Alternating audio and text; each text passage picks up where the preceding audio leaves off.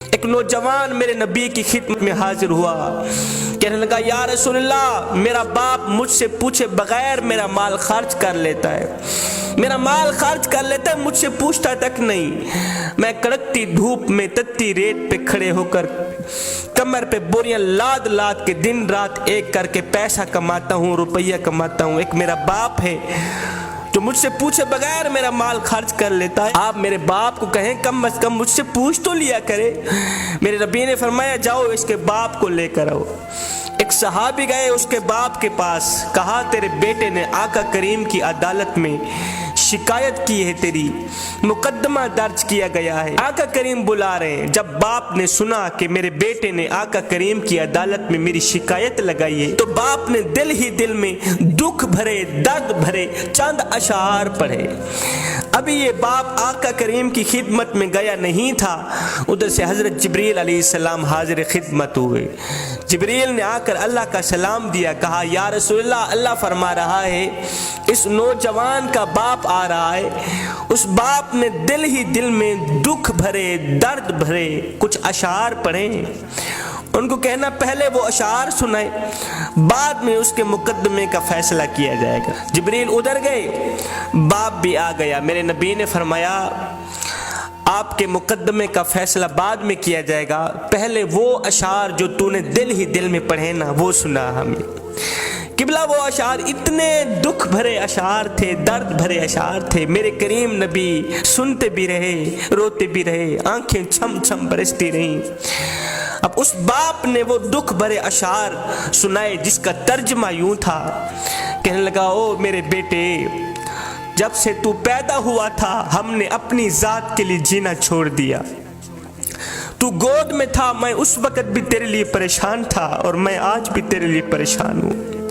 بیٹے تو سوتا تھا ہم تیرے لیے جاگتے تھے، تو روتا تھا ہم تیرے لیے روتے تھے، تیرے ایک پہلو بدلنے پر ہم ہزاروں وسوسوں کا شکار ہوتے رہتے تھے، تیری ایک مسکراہٹ دیکھنے کے لیے ہم ساری ساری رات تڑپتے رہتے تھے۔ میں کڑکتی دھوپ میں تتی ریت پہ بڑی کمر پہ بوریاں لاد لاد کے دن رات ایک کر کے محنت مزدوری کیا کرتا تھا، خاک چھانتا تھا، روزی روٹی کماتا تھا، اس سوچ کی بنیاد پر کہ مجھے کچھ ملے نہ ملے، میرے بچے کو روٹی کا ٹکڑا مل جائے۔ میں دن رات محنت مزدوری کرتا تھا کہ میرے بچے کے چہرے پر مسکراہٹ آ جائے، چاہے میرے آنسوں کے سمندر کیوں نہ اکٹھے ہو جائیں۔ بیٹے جب تو بیمار ہوتا تھا تو ہم ساری ساری رات تیرے لیے تڑپتے رہتے تھے، تیرے ایک پہلو بدلنے پر ہم ہزاروں وسوسوں کا شکار ہوتے رہتے تھے، جب تجھے بخار آتا ہم ساری ساری رات تیرے سرانے پہ بیٹھے رہتے، ہمیں یہ خطرہ ہوتا کہ کہیں ہمارے بچے کی جان بھی نہ نکل جائے۔ او میرے بیٹے، تیری آنکھ پر ہماری آنکھ نکلتی، تیری ہائے پر ہماری ہائے نکلتی تھی۔ بیٹا ہم نے تو تجھے اس طرح پروان چڑھایا ہے، میں نوجوان تھا تو بچہ تھا، میں اپنی رگوں سے خون نکالتا رہا، تیری رگوں میں ڈالتا رہا، ہاں اپنے منہ سے نوالا نکالتا رہا، تیرے منہ میں ڈالتا رہا۔ میں بڑھاپے کا شکار بنتا گیا، تجھ میں جوانی رنگ بھرتی گئی، تو جوان ہوتا گیا، مجھ سے بڑھاپا جوانی چھنتا گیا، میری ٹانگیں کمزور ہوتی گئیں، تیری ٹانگیں مضبوط ہوتی گئیں، میرے ہاتھ کانپنے لگے، تیرے ہاتھ مضبوط ہونے لگے۔ سوچتا تھا جیسے میں اس کے لیے دھکے کھاتا ہوں، روتا ہوں، دعائیں مانگتا ہوں، ایک وقت آئے گا یہ بھی میرے لیے دھکے کھائے گا، روئے گا، میری صحت کے لیے دعائیں مانگے گا۔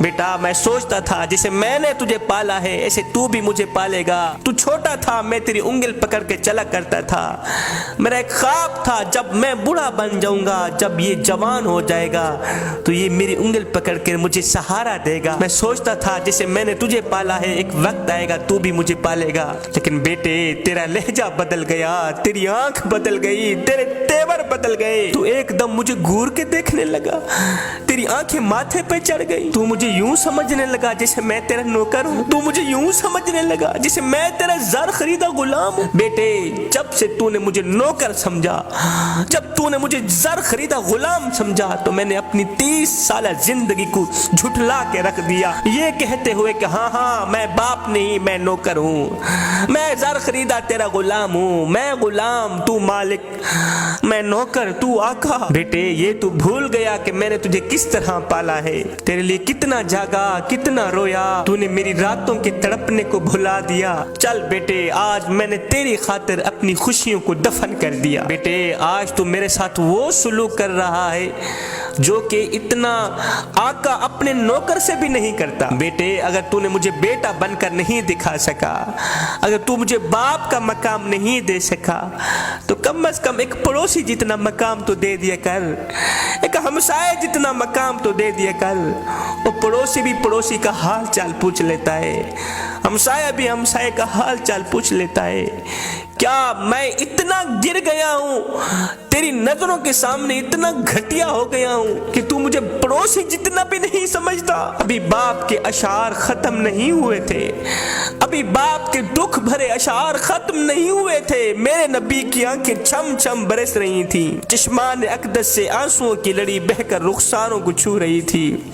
मेरे करीम नबी रोते चले जा रहे थे। मेरे करीम नबी ने रोते हुए फरमाया, ओ नौजवान उठ जा, दफे हो जा यहाँ से, दफे हो जा यहाँ से।